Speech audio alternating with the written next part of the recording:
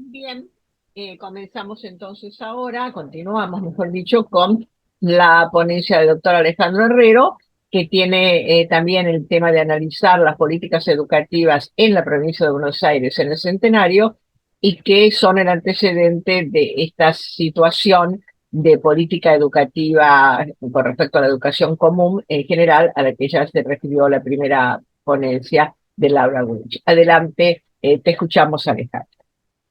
Gracias, Celina. Efectivamente, las investigaciones de Laura, de Hernán y la mía, formamos un grupo de investigación donde Laura estudia el Consejo Nacional de Educación, Hernán la provincia de San Juan y en mi caso la provincia de Buenos Aires. La provincia de Buenos Aires, estudiamos las provincias, ¿por qué? Porque a partir de la Constitución de 1853, reformada en 1860, se dice, como es una república federal, que la educación primaria, la educación común, está a cargo de las provincias. Las provincias se tienen que encargar de crear y administrar y sostener las escuelas. La primera provincia que dicta su ley de educación es Buenos Aires en 1875 y las demás comienzan a partir de la década de 1880. Hay que tener en cuenta que, como pasa también en México, más puntualmente, y en otros países de Latinoamérica, en las últimas décadas del siglo XIX se constituyen los estados-nación y paralelamente en el estado-nación se habla desde el cientificismo y el positivismo. A partir de la década del 70, la cultura argentina se hace científica y positivista con las distintas variantes, lo mismo que uno puede ver después en el porfiriato, por ejemplo, en México, ¿no? Entonces vamos a ver positivismo y estados que empiezan a tener por primera vez recaudación para hacer políticas públicas, ¿sí? Sobre todo cuando uno avanza hacia fines del siglo XIX. Cuando uno toma la provincia de Buenos Aires, la provincia de Buenos Aires es la provincia más rica del país. La provincia de Buenos Aires, en a fines del siglo XIX y comienzo del XX, se produce lo que se llama el boom del ciclo agroexportador argentino y la pampa húmeda. Buenos Aires es la provincia o la región más rica de ese boom económico. Luego, lo que hay que separar muy bien es que estamos en las últimas décadas del siglo XIX y comienzo del XX, donde la población está ubicada en el campo más que en la ciudad.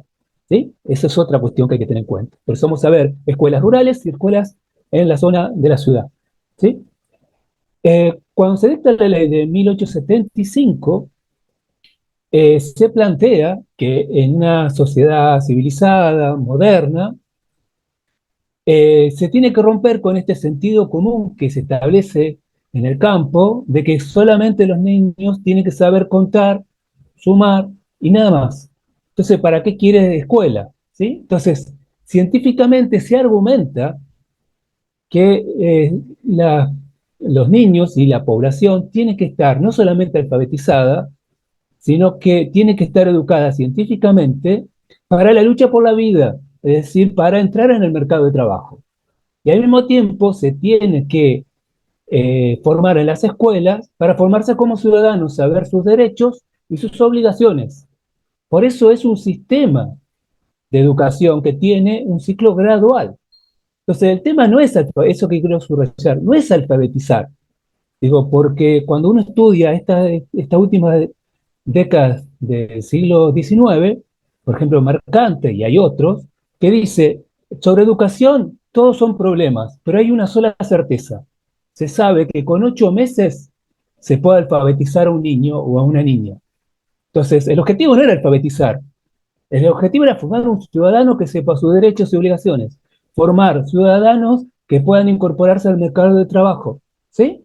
Por eso es gradual, son 6 años, ¿sí? Por eso se establece. Si no, si sería alfabetizar, ¿para qué quiere un sistema de instrucción pública? Eso lo subrayo, ¿sí? ¿Por qué? Porque a comienzos del siglo XX, cuando se da el mayor boom económico en la Argentina, y sobre todo, si es Argentina, es Buenos Aires, vamos a ver que hay un giro. Es decir, se va a empezar a plantear una reforma de esta ley que se había dictado en 1875, para justamente lo que había dicho antes Hernán, para retirarse del Estado. Es decir, lo que están viendo en la provincia de Buenos Aires es que en estas décadas, de 1875 hasta 1901, 2, 3, ¿qué es lo que sucede? Que los padres no envían a sus hijos a la escuela. Es decir, gran parte de la población escolar no llega a la escuela. Los que llegan a la escuela desertan en primero, segundo grado. Entonces, ante esa situación, uno diría, bueno, ¿qué van a hacer? ¿Van a aportar más dinero? ¿Van a intervenir más? No, no, no, no. Científicamente muestran que en realidad hay que ajustarse a los hechos. Bueno, entonces lo que hay que hacer es una educación que realmente sea obligatoria, entonces en vez de que sean 6 años, que sean 4 obligatorios. ¿Sí?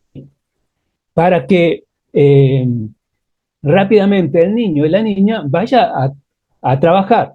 ¿Para qué? Para que efectivamente el Estado cumpla con sus obligaciones, ¿sí? Y para que no se gaste tanto dinero, etcétera, etcétera. Todo esto se explica científicamente. Entonces, por ejemplo, tenemos a Rodolfo Zenet, que dice científicamente que por la capacidad craneana y por la actividad nerviosa de los niños y las niñas, no puede ser, como decía la ley de 1875, que ingresen a la escuela a los 6 años, porque a los 6 años no están capacitados para entender nada. Es un despilfarro de dinero, dice Zenet. ¿Cuándo tienen que ingresar? Recién a los 8 años. Es decir, no solamente van a cortar el plan, sino que el ingreso a la escuela primaria se va a pasar de los 6 años a los 8. Recién a los 8 años puedes entrar a la escuela, antes no puedes entrar. A partir de la reforma de 1905, que se empieza a preparar en 1901, 2, 3, 4, con discusiones. ¿Sí? Entonces, lo que quiero señalar es que en el momento de mayor esplendor económico, esta clase gobernante y dominante, en vez de decidir educar más, decide retirarse. Eso es lo que noto en la estadística. Luego, la separación entre escuelas de la ciudad y de la campaña. Las escuelas donde los niños pueden alcanzar menos deserción y un número muy ínfimo llega a sexto grado, a quinto grado, es en la ciudad. En la campaña no pasan el primero o segundo grado. No pasan del primero o segundo grado. Pero la mayoría de la población escolar no está en la ciudad, está en las campañas. ¿Sí? Luego, el otro gran tema son los maestros y maestras. La mayoría de las docentes que están al frente de las aulas no tienen título docente. Por lo tanto, cuando se habla de la formación del maestro, hay toda una discusión cómo deben formarse científicamente, pero en realidad, en la práctica, los que van a dictar clase no tienen título, no se forman en estas escuelas normales que lo forman científicamente. ¿Sí? La otra cuestión es, a partir de, por ejemplo, los informes de los inspectores, ¿qué significaba estas escuelas? Bueno, básicamente el sistema escolar es más de la campaña que de la ciudad, ¿sí? ¿Cómo eran estas escuelas? Bueno, era, primero, un establecimiento que no era una escuela, era una casa que se alquilaba, que no tiene nada que ver con los requisitos de una escuela. Lo que la ciencia, el higienismo, indica lo que tiene que ser una escuela. Segundo, por lo general, se tenían que mudar durante el año o se tenía que mudar ese establecimiento de un año para el otro. Luego, había un solo docente que dictaba en los distintos grados. Entonces, los inspectores, ¿qué dicen? Que era imposible la escuela, es decir, que era imposible el aprendizaje. Un poco vuelvo a lo que decía hoy Catalina en su primera intervención. Bien, imposible la educación. Entonces, lo que estudiamos con Laura y con Hernán es, por un lado, un nivel que sería la discusión que se da pública, pero después tratamos de ver, dentro, obviamente, con todos los límites que tenemos, efectivamente, qué es lo que pasaba en la escuela. Como dos niveles, no que uno es más importante que el otro, los dos son importantes, pero hay discusiones que se dan en el plano de la exposición pública que después en la escuela no llega. ¿Sí? Eso es lo que apuntaba. Entonces quería dar un ejemplo del tema de la ciencia. ¿Qué es lo que se discute? Se discuten muchas cosas, pero quería tomar 2 o 3 ejemplos. Uno, el que dije recién, Rodolfo Zenet, que es un científico de la Universidad de La Plata, es el que va a fundamentar porque a partir de 1905 se tiene que hacer una reforma donde los niños y niñas no pueden ingresar a los 6 porque no tiene ningún sentido. Tienen que ingresar a los 8 y lo demuestra científicamente por cómo es el cráneo de las de los niños y las niñas. ¿Sí? Otra discusión es el tema de las mujeres. ¿Cuál es el tema? Bien, según la concepción de la mayoría de los fisiólogos, de los científicos, es que la mujer tiene un cerebro más chico que el del hombre. Por lo tanto, eso hace que el hombre pueda formar con el carácter necesario a las niñas y niños, sobre todo a los niños, para la lucha por la vida.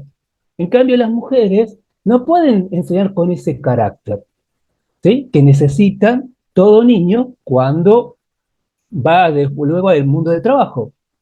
Entonces, ¿qué es lo que se plantea? Bueno, se plantea que el docente varón tiene que ganar más que la docente mujer. Ahora, ¿cuál es el problema? Bueno, el problema es que se paga tan bajo salario que los pocos varones que ejercen la docencia o que se forman para la docencia, cuando tienen un mejor empleo se van, porque no lo pueden retener en el mismo sistema. ¿Sí?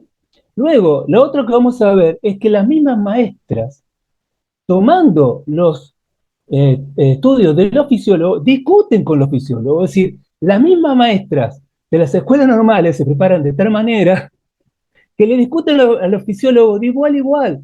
Y le dicen que ellas en el aula son tan iguales como los varones. ¿Sí?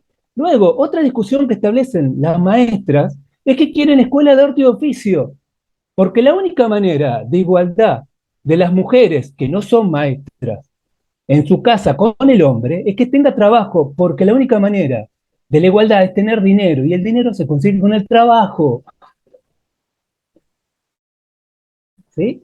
Entonces, el tema de la ciencia podría dar un montón de ejemplos, cómo recorre todas las discusiones y cómo es tomado por uno y por otros, sean científicos o no sean científicos. ¿Sí? Finalmente voy a dar el último ejemplo para terminar. ¿Cuál es el tema que aparece en 1910? Bueno, el tema que aparece en 1910, que es clarísimo que la mayoría de los docentes o que dictan clases son mujeres. Entonces, ¿qué es lo que plantea Víctor Mercante? Víctor Mercante dice, esto es un problema, porque si las mujeres son las que van a dictar las clases, las que dictan de hecho las clases, no forman con el carácter suficiente a los niños para la defensa de la vida, por lo tanto la patria, la nación, la civilización está en peligro, está en peligro. Ahora, con esto quería terminar, es decir, los mismos científicos muestran algo, pero que no lo pueden resolver. ¿Por qué? Porque no pueden pagarle bien a los docentes, ¿sí? Con esto quería cerrar, porque podría seguir hablando, ¿no? Pero con esto quería cerrar y que lo mío tiene que ver con lo que hace eh, Hernán en San Juan, pero quería dar otro tipo de ejemplo. Muchas gracias.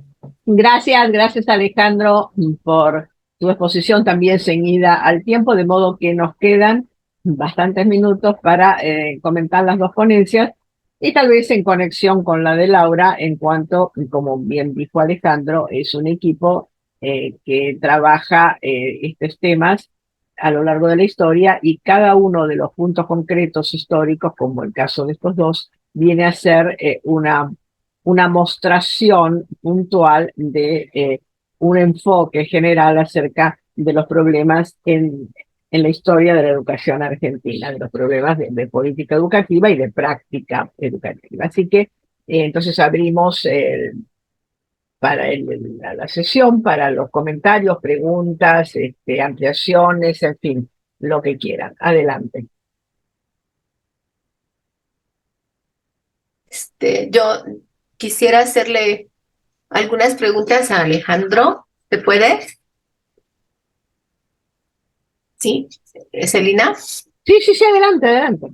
Sí, bueno, es que realmente tu exposición me dejó sorprendida y atónita. Me parece muy interesante en el sentido de que todo lo que tú nos dices sobre la discriminación hacia las mujeres, eso del cerebro y todo eso, es un lenguaje que se agradece por su franqueza, dijéramos, ¿no?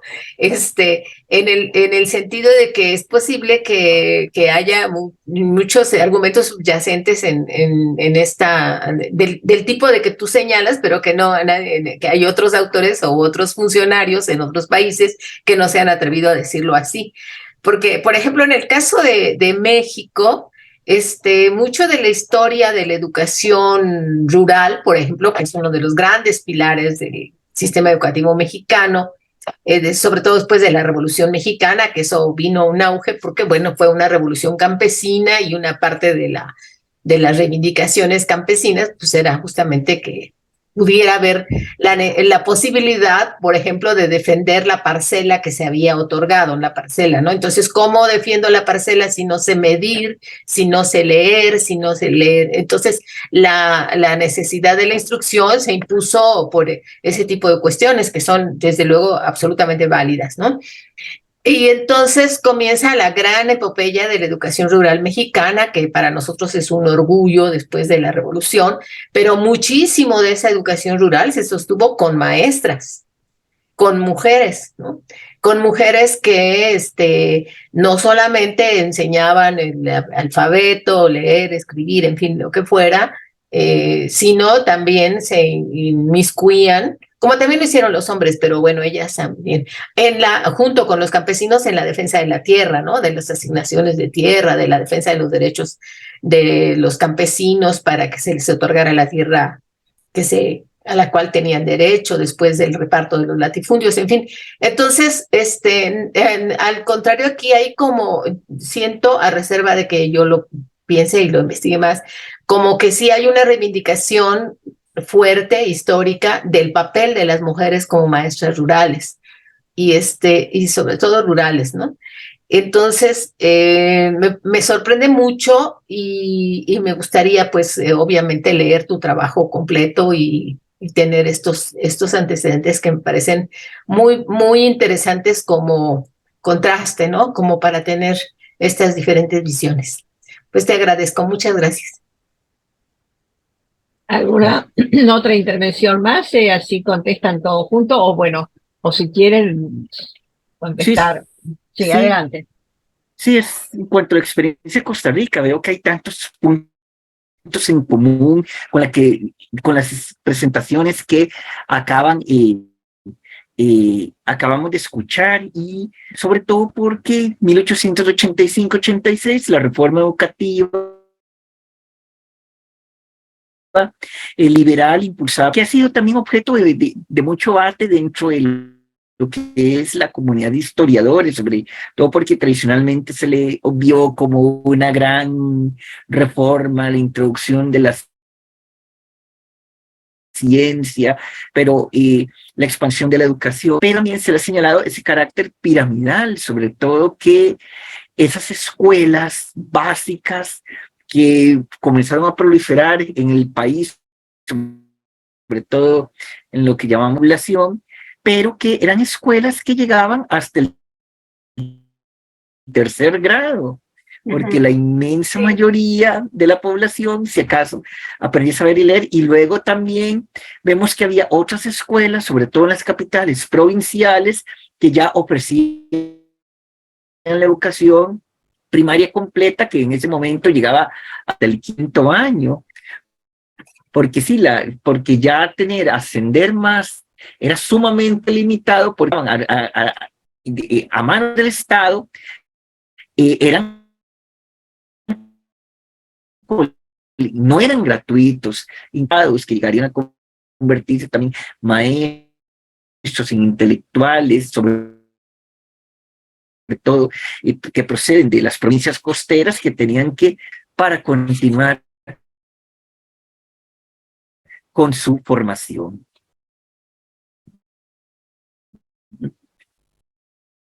¿Alguna pregunta, Sí, era eso. consideración más o pasamos a las respuestas?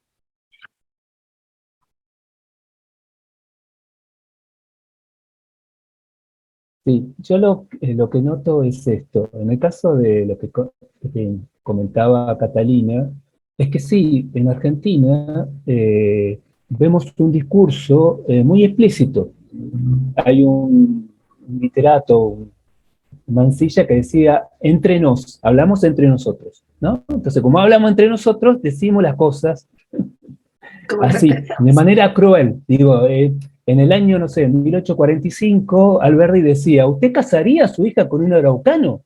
¿Por qué hablaba así Alberdi? Bueno, porque hablaba entre nos, ¿no? En 1845. Bueno, a fin del siglo XIX y comienzo del XX también se hablaba un poco entre nos, ¿sí? Y también estaba el tema de la ciencia, que como es ciencia, te legitima como que eso está bien, ¿sí? Entonces, a mí me gusta mucho ver el tema de, en concreto, cómo se practica esto. Una cosa es decir tal cosa, bueno, pero en la práctica, ¿qué es lo que pasa?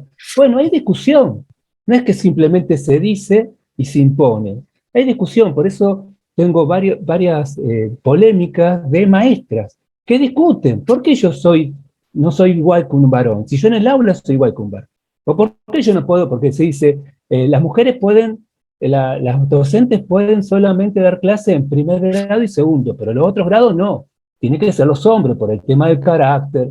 Y directores de escuela de varones solamente los hombres. Y las mujeres les discuten eso. O el salario tiene que más ser del hombre que de la mujer. ¿Sí? Luego, ¿qué es lo que aparece? Bueno, el problema que tienen los positivistas, los cientificistas, es que aparece la realidad. Es decir, aparece el tema de, dicen los científicos, bueno, nosotros vemos progreso y civilización, está el hombre blanco caucásico. Bueno, a fin del siglo XIX y comienzo del XX aparecieron los amarillos, que son los japoneses. Apareció la realidad, ¿sí? Bueno, dicen, toda una discusión de los fisiólogos, las mujeres no pueden estudiar en la universidad. No pueden estudiar en la universidad y de golpe apareció alguien que no solamente fue a la universidad, sino que se recibió y con mejores notas que los hombres. Entonces aparece el tema de, digamos, la ciencia rebatida con la realidad se rebate, ¿sí? Obviamente una lucha cruel, ¿sí? Pero eso es lo que veo todo el tiempo. Okay. ¿Sí? ¿Cuál era el otra cuestión que quería subrayar, que no lo dije? Que Laura y también Hernán todo el tiempo plantean, yo también, ¿no? Como que, ¿por qué se hace el sistema de instrucción pública? Para formar al ciudadano, ¿sí? Que era uno de los temas que vos tratabas, Catalina. Formar al ciudadano. ¿Cómo lo formás? En un ciclo con grados. Bien, lo que yo veo en el cambio de siglo, en esta reforma de 1905, que la discusión empieza a ser ya no formar al ciudadano, que lo que están hablando todo el tiempo es de alfabetizar. Es como que hay un desplazamiento. Eso lo noto a comienzos del siglo XX en Buenos Aires. Ya no me hablas del ciudadano, me hablas de alfabetizar, que es otra cosa. Saber leer y escribir ya es otra cosa, ¿sí? Luego, no sé si había algo más para hablar, si te dejo la palabra, Hernán. Sí. Sí, si es posible, Celina, yo quisiera nada más agregar algo muy breve de lo que acaba de decir Alejandro. Sí. Adelante, Sí. entonces la réplica de Catalina y después sigue Hernán. No es una réplica, sino simplemente evocar algo que dice Paulo Freire. Quiero decir el turno. Sí, el Paulo Freire, cuando dice en uno de sus libros que en Brasil hubo un cambio cultural muy grande cuando deja de decírseles tías a las maestras y se les dice maestras, ¿no? Maestras, claro, profesionales, ¿no? Porque decirle tía es el sustituto de la madre, una cosa así, una cuidadora, ¿no? Y creo que se van juntando esos elementos que pues por mi parte yo no los había contemplado, esas cuestiones de género en la profesión docente, que creo que vale la pena meterse más a investigar eso, nada más. Gracias. Gracias. Yo quería simplemente comentar que este tema de las mujeres enseñando a los varones se prolongó en Argentina por muchos años. Hasta los años 60 no se podía ser directora de un colegio de varones, y el caso fue mi mamá. Mi mamá le gustaba enseñar a varones y no se quiso ir a la escuela, pero no pudo pasar de vicedirectora. Fue como cuando se jubiló el director, fue directora interina, pero no pudo ser directora, y estamos hablando de los años 60 y tantos. Claro, ¿no? claro. Muy buen ejemplo. Eso era muy criticado, pero era la reglamentación y nunca se terminaba de cambiar, ¿no? Ahora, lo que sí quería decir es que en aquel momento no se consideraba tanto una cuestión de género como se consideraría ahora, ¿no? Sino más bien de una cuestión cultural según la cual después de cierta edad, o sea, después de los 9 o 10 años, los varones tenían que ser formados como varones por cuestiones culturales, ¿no? No se consideraba tanto una cuestión este, de género o de discriminación hacia las mujeres, ¿no? Porque al mismo tiempo era casi impensable un director varón de un colegio de mujeres, ¿no? De modo que no era tanto eso, o sea, también ha cambiado el imaginario didáctico o pedagógico con respecto a eso. Era un comentario nada más. En Costa Rica, dice Ronald Díaz, se les solía llamar a las maestras niñas. Niñas, claro. Bueno, aquí se les llamaba señorita. Claro, tal cual, señorita, sí. Señorita. Aunque fueran con el nene a cuestas, eran señoritas. Eran señoritas. A mi mamá, que ya era grande y peinaba canas, le decían señorita. Y yo la acompañaba y yo ya era la chiquita grande, le decía señorita. Entonces, bueno, son modos. Tampoco creo que fueran despectivos, ¿no? Eran cuestiones históricas, digamos, tradicionales. Bueno, sí, creo que ahora Hernán tenía la palabra. Adelante, Hernán. Sí, gracias, Celina. Me quedé pensando también en el comentario de Ronald, y bueno, y lo entrelazo con una parte también de la ponencia de Alejandro. O sea, obvio que somos parte de un grupo y nuestros temas tienen muchas más vinculaciones, pero en este caso quiero tomar algo particular, que es esto de el problema para hacer cumplir la obligatoriedad, que bueno, es algo que no me detuve tan ampliamente por una cuestión de tiempo, pero bueno, quiero aprovechar estos breves minutos para comentar esto. Yo creo que justamente se plantea también en este periodo, en base a los resultados, en base a esta obligatoriedad que no se logra cumplir, en base a esta amplia deserción que hay, es, bueno, educación ¿para qué? ¿Qué objetivo? ¿Cómo atrapamos? ¿Cómo hacemos o sea, cómo incentivamos para que la gente envíe a sus hijos, a sus hijas a las escuelas? Y bueno, allí, por lo menos en las actas del Consejo de San Juan, bueno, y en otras fuentes que he consultado de la provincia, al menos emergen dos respuestas. Por un lado es esto de la obligatoriedad no se cumple porque la educación brinda una formación que no sirve para el cotidiano. No le sirve al papá, a la mamá, porque ellos necesitan que su hijo trabaje y lleve recursos a la casa. Entonces emerge esto de la educación práctica, educación para las fábricas, educación para la industria, y una educación acotada. Y, es decir, en 3 años ya preparar a alguien para que pueda producir. Y por otro lado, emerge también ese tipo de respuesta con qué tipo de maestros y maestras vamos a contar. En la provincia, en este periodo, surge también una escuela provincial de maestros paralela a las escuelas normales. Es una escuela que busca acotar la formación a 2 años nada más y que sea para formar maestras para escuelas rurales. Es decir, se buscan docentes para la producción ya. ¿Por qué? Porque hay, digamos, como una fuerte crítica al normalismo.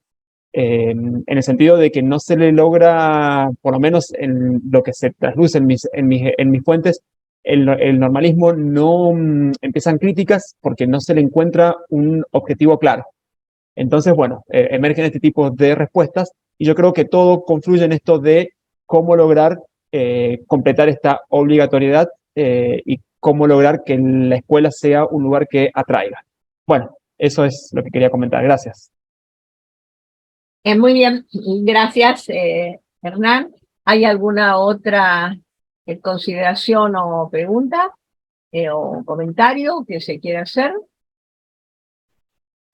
Pues yo nada más eso, ¿no? Digo, aquí en México estamos en la misma situación, ¿no? O sea, el hecho de que los hijos, algunos papás consideran que tienen que ayudarles, ¿no? En cuestiones del hogar más que la escuela, ¿no? O porque no hay cuestión económica como para enviarlos a la escuela y entonces estamos como en esa misma postura, como decía la doctora Catalina, en situaciones rurales, ¿no?